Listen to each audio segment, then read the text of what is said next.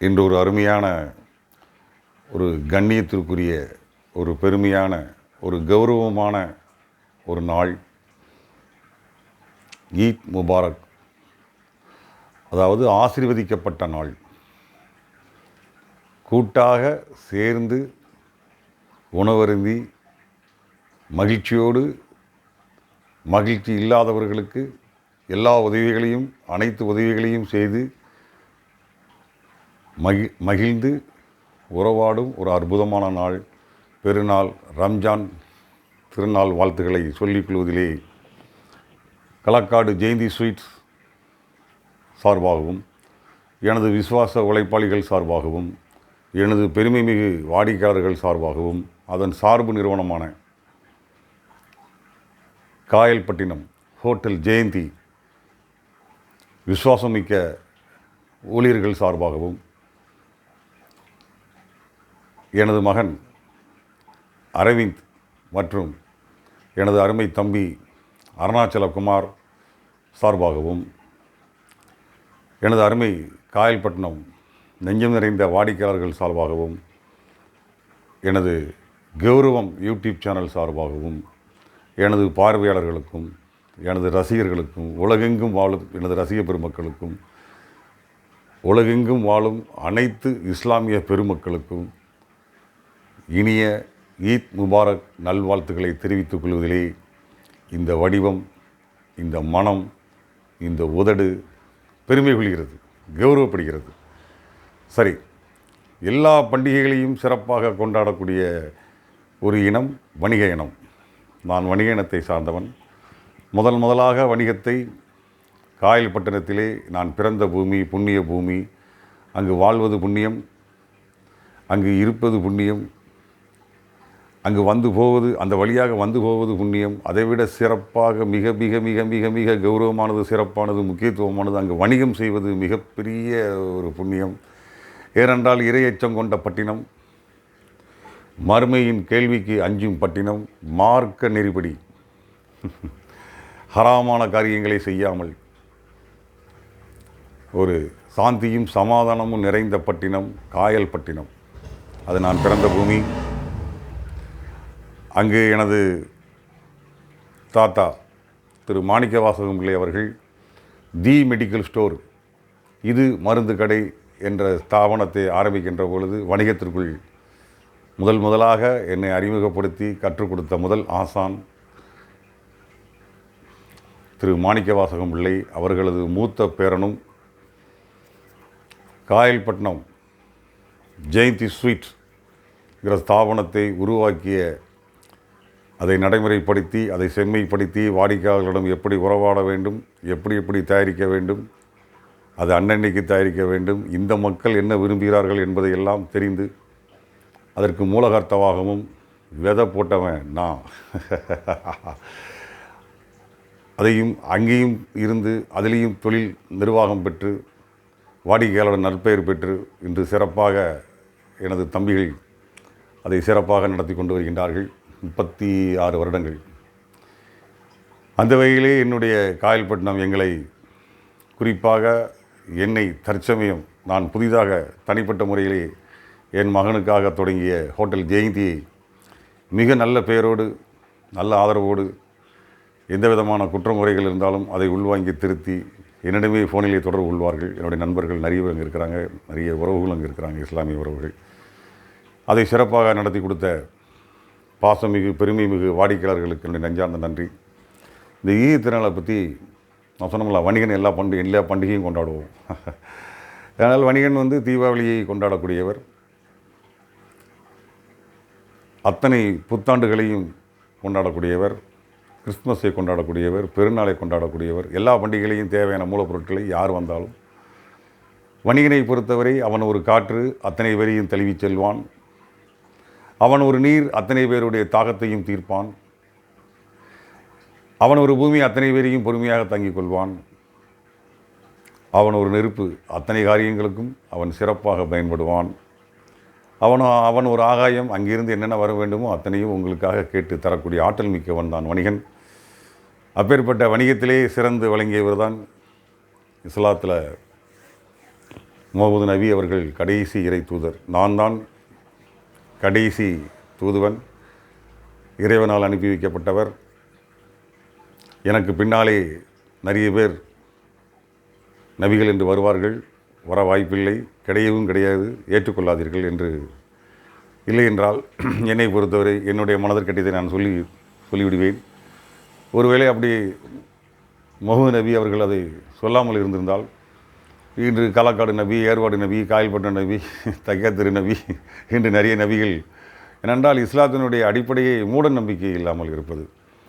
இன்று காலையில் கூட என்னுடைய மாமன், என்னுடைய ஆன்மீக குரு, ஒரு தற்சமயம் தூத்துக்குடியை சார்ந்த என்னுடைய தாத்தா வழி சொந்தம் திரு சுப்பையா பிள்ளை, பெருமதிப்புக்குரிய வணிகன், அவர் ஒரு பெரிய வணிகன். அவருடைய மகன் தான் திரு ராமன் பிள்ளை அவர்கள், எனக்கு மாமா. அவரிடம் காலையில் உரையாடி கொண்டிருந்த பொழுது, பக்தியிலே 2 பக்தி உண்டு, ஒன்று உணர்வு பக்தி, இன்னொன்று அறிவு பக்தி என்று சொன்னார்கள். இதையெல்லாம் உள்வாங்கி கொண்டு இன்று நான் இந்த மிக முக்கியமான அந்த ஆன்மீக சம்பந்தப்பட்ட இந்த ஆசீர்வதிக்கப்பட்ட நாள், நன்றி செலுத்தும் நாள், மகிழ்வோடு இருக்கும் நாள். தான் மட்டும் மகிழ்ச்சியாக இருந்தால் மட்டும் போதாது, வறுமையிலே வாழக்கூடியவர்களுக்கு மகிழ்ச்சியாக இருக்க அதற்கு என்னென்ன தேவையோ, உணவு, பொருள், பணம் உள்பட. காயல்பட்டத்திலே பைத்துல் மால் என்ற ஒரு அமைப்பு உண்டு. அரசாங்கத்துக்கு எப்படி ஒரு முறையாக சொத்து வரி, தொழில் உரிமை வரி, நிறைய வரிகளை முறையாக கட்டுவது போல் இஸ்லாத்திலே முக்கியமான கடமை தன்னுடைய சம்பாத்தியத்திலே குறிப்பிட்ட சதவீதத்தை அந்த அமைப்புக்கு கொடுத்து விட வேண்டும். அதை சரியாக காயல்பட்டத்திலே செய்து கொண்டிருக்கின்றார்கள். அந்த வகையிலே முகமது நபி அவர்கள் மிக சிறந்த ஒரு வியாபாரி. அவருடைய வியாபாரத்தின் நேர்மையும், அதனுடைய உண்மையையும், அதனுடைய பெருந்தன்மையையும், வாடிக்கையாளர்களுக்கு எப்படி தரம் பார்த்து பொருள் கொடுக்க வேண்டும், சரியான எடை, கள்ள எடை போடாமல் இருத்தல், கலப்படம் செய்யாமல் இருத்தல், அந்த பேரிச்சம்பளத்தை கூட ஈரத்தோடு எடை போட்டு விட்டால் கூடுதலாக பணம் வாங்கி விடுவோமோ என்ற அச்சம் ஏற்பட்டு அந்த பேரிச்சம்பளத்தை காயும் வரை பொறுமையாக இருந்தால் எடை போட்டு கொடுத்தார்கள். அப்பேற்பட்ட ஒரு வணிகர் தான் அவருடைய நேர்மையையும் உண்மையையும், அந்த வாடிக்கையாளர்களுடைய அந்த சேவை மனப்பான்மையையும் பார்த்து தான் கதிஜா அம்மா அவர்கள், கதிஜா பிராட்டியார் அவர்களை திருமணம் செய்து கொள்கின்றார்கள். நபிகள் நாயகத்தினுடைய நான் படித்ததிலே நான் ஏற்கனவே காயல்பட்டினத்திலே பிறந்தது ஒரு பெரிய புண்ணியம் என்று சொன்னேன் அல்லவா. அதற்கு காரணம் இஸ்லாம் மார்க்கத்தை நேரடியாக தெரிந்து கொண்டவன். இஸ்லாம் மார்க்கத்தை நேரடியாக, ஏனென்றால் இது பரப்புவதல்ல, இது புரிந்து கொண்டு பார்த்து தெரிந்து தான் இதற்கு போக முடியும். அந்த வகையிலே நான் அறிந்த வரையிலே நபிகள் நாயகம் அடிக்கடி கூறுவது, வெட்கப்படுங்கள், வெட்கப்படுங்கள், வெட்கப்படுங்கள், வெட்கப்படுங்கள். எப்பொழுது சமுதாயத்திலே வெட்கம் குறைகின்றதோ இன்று சமுதாயம் சீரழியும். உதாரணமாக, நான் கலப்படம் செய்ய வெட்கப்பட வேண்டும், கெட்ட பொருள்களை விற்க வெட்கப்பட வேண்டும், சூதாட்ட விடுதிக்கு போக வெட்கப்பட வேண்டும், கடன் கொடுக்க கடன் வாங்க வெட்கப்பட வேண்டும், விபச்சாரம் செய்ய வெட்கப்பட வேண்டும், போதைப் பொருட்களை விற்பனை செய்வதற்கு இப்படி எல்லாத்துக்கும் வெட்க வரணும். பிறன் மனையை நோக்குவதிலே வெட்கப்பட வேண்டும், பிறர் சொத்தை அபகரிக்கிறதிலே வெட்கப்பட வேண்டும். இப்படி நிறைய ஹராமான காரியங்களை செய்வதற்கு மனம் வெட்கப்பட வேண்டும். வெட்கம் குறைகின்ற பொழுது சமுதாயம் சீரழியும் என்று சொன்னார்கள். இன்று வெட்கம் குறைந்து விட்டது. ஆக அவரும் நபிகள் நாயகம் ஸல்லல்லாஹு அலைஹி வஸல்லம் அவர்கள் பதிவிடுகின்ற பொழுது, இறைவனுக்கு முன்னால் சரிசமமாக உட்காரக்கூடிய தன்மை வணிகனுக்கும் உண்டு. அது நேர்மையான வணிகனுக்கு பதுக்கி இப்போ சிலிண்டர்லாம் விலை கூடிக்கிட்டு இருக்குது. எந்த பொருள் கூடுதோ அதை எவன் ஒருவன் பதுக்கி வைத்து விற்கின்றானோ அவனை இஸ்லாம் கடுமையாக தண்டிக்கின்றது. மிக பாவகரமான செயல். அந்த வகையிலே அவர்கள் வணிகத்திற்கு வந்த அந்த வணிகத்தை பற்றி தெரிந்து கொண்டு அந்த வணிகத்தை மிக சிறப்பாக நாங்கள் செய்து கொண்டிருக்கின்றோம். அதுவும் குறிப்பாக காயல்பட்டினத்திலே கற்றுக்கொண்ட அந்த அனுபவம் எல்லா நாடுகளிலும், எல்லா தேசங்களிலும், எல்லா மாநிலங்களிலும் வியாபாரம் செய்வதற்கு ஒரு தகுதியை எனக்கு தந்தது. இப்பொழுது நான் களக்காட்டிலே தனிப்பட்ட முறையிலே ஜெயந்தி ஸ்வீட்ஸ் அண்ட் பேக்கரி என்று ஒன்று நடத்தி வருகின்றேன். களக்காடு வட்டார வியாபாரி சங்கத்தினுடைய துணை செயலாளராகவும் நான் இருக்கின்றேன். இந்த நல்ல நாளிலே ஈத் முபாரக்கை பற்றி நான் தெரிந்து கொண்டதை பதிவிட விரும்புகின்றேன். அது என்னுடைய கௌரவ சேனலின் மிகப்பெரிய கௌரவமாக நான் கருதுகின்றேன். அது எப்படி வந்தது என்று கேட்டால், இறைவன் ஆணையிடுகின்றான் கனவிலே வந்து. உன் மகனை எனக்கு பலியிட வேண்டும். அவ்வளோதான். கொஞ்சம் கூட அந்த தந்தை பதறவில்லை, மிரளவில்லை, இது என்ன கொடுமை என்று கேட்கவில்லை. இறைவனுடைய கட்டளை அல்லவா, ஏற்றுக்கொண்டு செய்கிறேன் என்று சொல்கின்றார். இதுதான் மிகப்பெரிய உச்சம். இரண்டால் வேறு ஒருவராக இருந்தால் நாம் எல்லாம் சம்மதிப்போமா? நான் சம்மதிக்க மாட்டேன். அப்படி என்றால் அப்படி ஒரு கடவுளே வேண்டாம். ஏனென்றால் என்னுடைய பக்தி அறிவுபூர்வமான பக்தி, இப்ராஹிம் அவர்களுடைய பக்தி உண்மையான பக்தி, உணர்வுபூர்வமான பக்தி. கடவுளின் ஆணையை அப்படியே ஏற்றுக்கொண்டு சந்தோஷமாக ஏற்றுக்கொண்டு மகனிடம் சொல்கின்றார். தான் கண்ட கனவையும் இறைவன் உத்தரவையும் சொல்கின்றார். மகனோ அதை விட ஒரு ஆச்சரியம். இப்படிலாம் மகன்களை பார்க்க தான் தந்தையும் மகனுக்குள்ள ஒரு உறவு இப்படி தான் இருக்கணும். இன்றைக்கெல்லாம் கட்டளையிட முடியுமா? கட்டளைக்கிட்டால் ஆடுக்கு போல நம்மளை கொண்டு விடுவான். இன்றைக்கு வெட்கம் குறைந்து விட்டது. மகனோ இந்த தந்தை சொன்னதை அப்படியே ஏற்றுக்கொண்டு நான் இதை மகிழ்ச்சியோடு ஏற்றுக்கொள்கிறேன், நாளை அந்த நீங்கள் இறைவன் இட்ட கட்டளையை சந்தோஷமாக நிறைவேற்றுங்கள் என்று மகன் சொல்கின்றார். இங்கு 2 விஷயங்கள் நான் உன்னிப்பாக கவனித்தேன். தந்தைக்கிட்ட கட்டளையை, கடவுளின் கட்டளையை தந்தை சந்தோஷமாக ஏற்றுக்கொள்கின்றார். கடவுளுக்கு இட்ட கட்டளையை தந்தை ஏற்றுக்கொண்டு மகனுக்கு அந்த கட்டளையை சொல்கின்றார். மகன் தந்தை இட்ட கட்டளை என்பதால் இதை ஏற்றுக்கொண்டான் என்பதை விட, கடவுள் இட்ட கட்டளை என்று தந்தை ஏற்றுக்கொண்ட பிறகு அப்படியே அதே முகத்தோடு, அதே சிரிப்போடு, அதே தைரியத்தோடு, இதைவிட ஒரு சிறப்பான ஒரு இப்படி ஒரு வாழ்க்கை, இப்படி ஒரு தியாகம் யாருக்கு கிடைக்கும் என்று மகனும் சம்மதிக்கின்றார். குறிப்பிட்ட நாள் வருகின்றது. தந்தை கடவுளினுடைய கட்டளையை அப்படி ஏற்றுவதற்கு வெட்டக்கூடிய அந்த பயங்கரமான ஆயுதத்தை எடுத்து கழுத்திலே வைக்கின்றார். எந்த இறைவன் கொல்வதற்கு ஆணையிட்டானோ அதை நிறைவேற்ற முடியாமல் இறைவன் அதை தடுக்கின்றான். ஒரு ஆட்டுக்குட்டியை பலியிடு என்று சொல்லப்படுகிறது. இதில் என்ன நம்ம கவனிக்கணும்னா, இந்த தியாகத்தை நம்மளாலாம் பண்ண முடியாது. ஏன் குறிப்பாக இறைவன் இப்பொழுது எனக்கு ஆணையிடுகின்றான். நான் ஒரு பிறப்பால் இந்து, ஆனால் என்னை காயல்பண்டத்தில் யாரும் முஸ்லீமாக மாறுங்கள் என்று என்னை, எங்கள் குடும்பத்தையே யாரையும் எங்களை கண்ணியமாக கௌரவமாக 100 வருடங்களாக 6வது தலைமுறையாக அங்கு கௌரவமாக பெண்கள் பாதுகாப்போடு வாழக்கூடிய ஒரு பட்டணம்.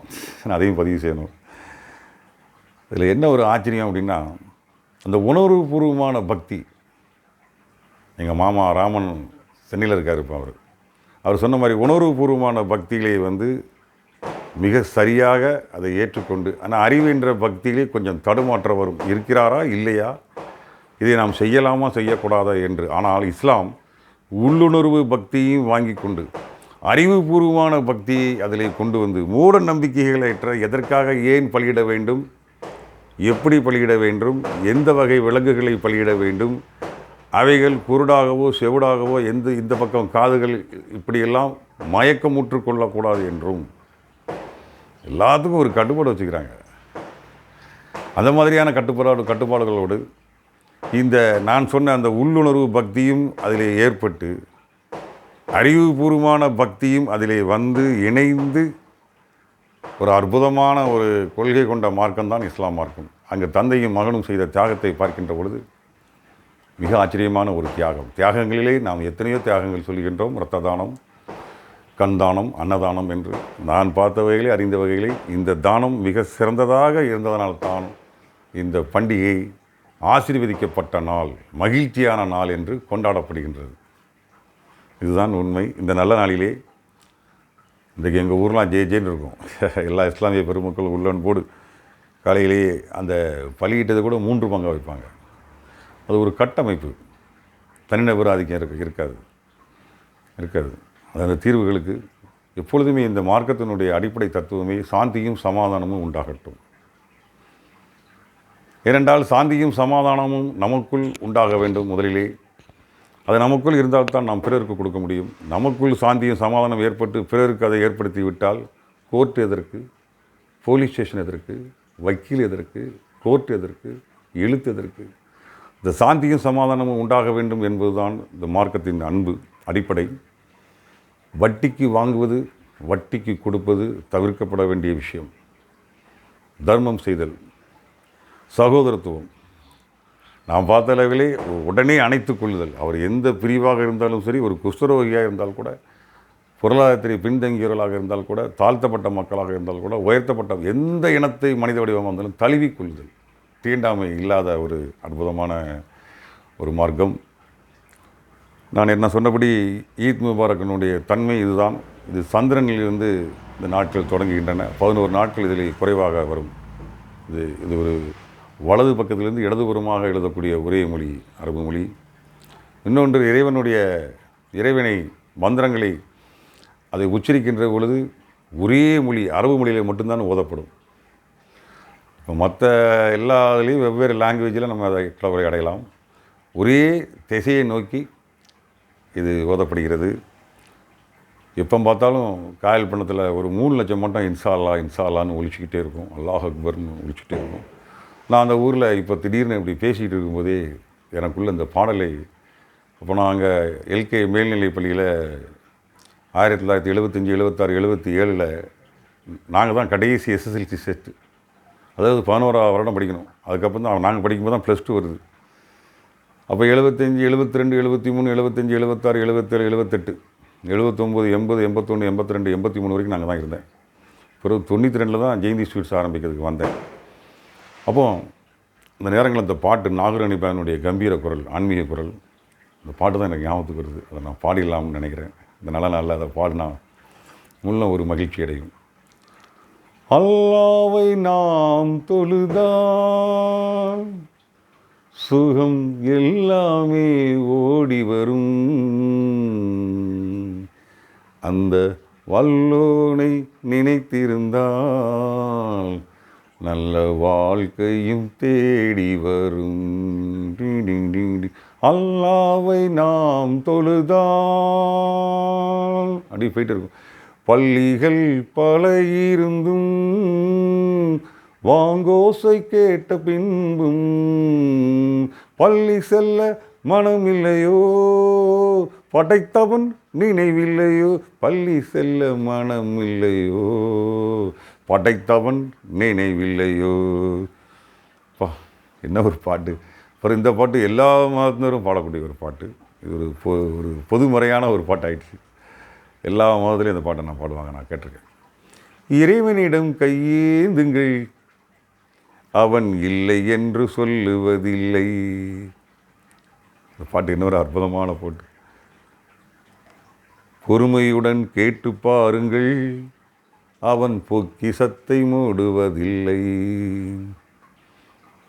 அல்லல் படும் மாந்தர்களை அயராதீர்கள், அல்லாவின் பேரருளை நம்பி நில்லுங்கள், அவனிடத்தில் குறை அனைத்தும் சொல்லி காட்டுங்கள், அலையின் மீதும் கலையின் மீதும் ஆட்சி செய்பவன் அப்படின்னு ஒரு பாட்டு. இந்த பாட்டெலாம் அதோட எங்கும் நிறைந்த இறையோனே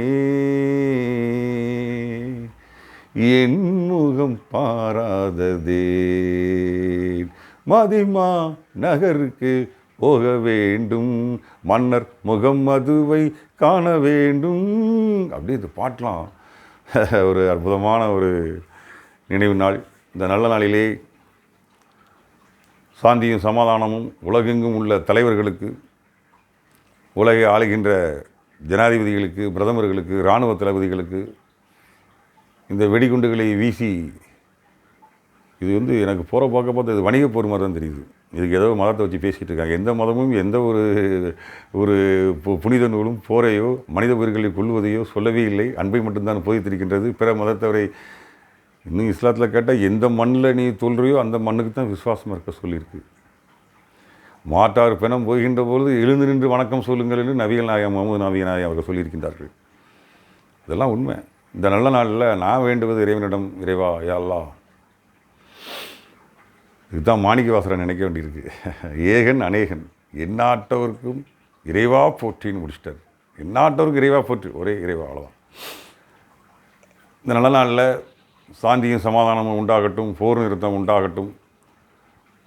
இந்த வணிக போரில் உண்மையிலேயே உரத்தட்டுப்பாட்டில் இருந்து, மின்சார தட்டுப்பாட்டிலிருந்து உலகமே இயங்காத சூழ்நிலையை உருவாக்கி வைத்து விட்டார்கள். இறைவன் இத்தனை வளங்களையும் பூமியிலே ஒரு மதத்திற்காகவோ ஒரு ஜாதிக்காகவோ ஒரு இனத்திற்காகவோ படைக்கவே இல்லை. மனித இனத்திற்காக, மனிதன் வாழ்வதற்காக, சந்தோஷமாக வாழ்வதற்காக கச்சா எண்ணெயிலிருந்து, தங்கத்திலிருந்து, வைரத்திலிருந்து, கனிம வளங்கள் எல்லாம் நமக்கு தந்துக்கிறார். இதை உரிமை கொண்டாடுவதற்கோ, இதை ஆக்கிரமிப்பு செய்வதற்கோ, ஏதோ சட்டத்தின் பேரால் செய்வதை இந்த கௌரவம் சேனல் கண்டிக்கின்றது. உடனடியாக இந்த பதிவை கேட்ட பின்பு மனிதர்களுக்குள்ளே சாந்தியும் சமாதானம் இருக்கின்றது, உலகத் தலைவர்களுக்குள்ளே சாந்தியும் சமாதானமும் இல்லை. பார்க்கின்றேன், மிக கொடூரம். எத்தனையோ உயிர்கள் இறக்கின்றன. நான் ஒரு அணு ஆயுதம் வைத்திருந்தால் என் மீது தேச சட்ட விரோதம், கைது, மரண தண்டனை. இவ்வளோ பெரிய அணு ஆயுத விமானங்களை வைத்திருப்பவனுக்கு யார் தண்டனை கொடுப்பது? இறைவன் நிச்சயமாக உங்களை தண்டிப்பான். இதை இறைவனுடைய திருவிழாடல் என்று நாங்கள் ஏற்றுக்கொள்ள முடியாது. ஒரு தனிப்பட்ட மனிதனுடைய உச்சக்கட்ட ஒரு போர். அது இந்த கம்ப்யூட்டரில் போர் வேண்டுமா? மக்கள் அன்றாட வாழ்க்கைக்கு திணறி மடிந்து போவதற்கு நீங்கள் என்ன இறந்த பிணத்தவர்களின் மீது ஆட்சி செய்ய போகிறீர்கள்? ஆக இந்த நல்ல நாளிலே, இந்த ஆசீர்வதிக்கப்பட்ட நாளிலே, இந்த மகிழ்ச்சியான நாளிலே தயவுசெய்து போரை நிறுத்துங்கள். மக்களுடைய அடிப்படை அத்தனை நாடு மக்களும் இதில் பாதிக்கப்படுறாங்க. அதனால் இந்த நல்ல நாளிலே நான் சொன்னது போல சாந்தியும் சமாதானமும் நிலவும், இறை நம்பிக்கையை ஏற்றுக்கொண்டு இறைவனுக்கு அஞ்சி நடக்கும்படியாக கேட்டுக்கொண்டு விடைபெறுகிறேன். உங்கள் ஜெயந்தி ஸ்வீட்ஸ், களக்காடு ஜே மாணிக்க வாசகம். உங்கள் மேம்பட்ட சுவைக்காக தாயப்போல் அடுப்படியில் நாங்கள்.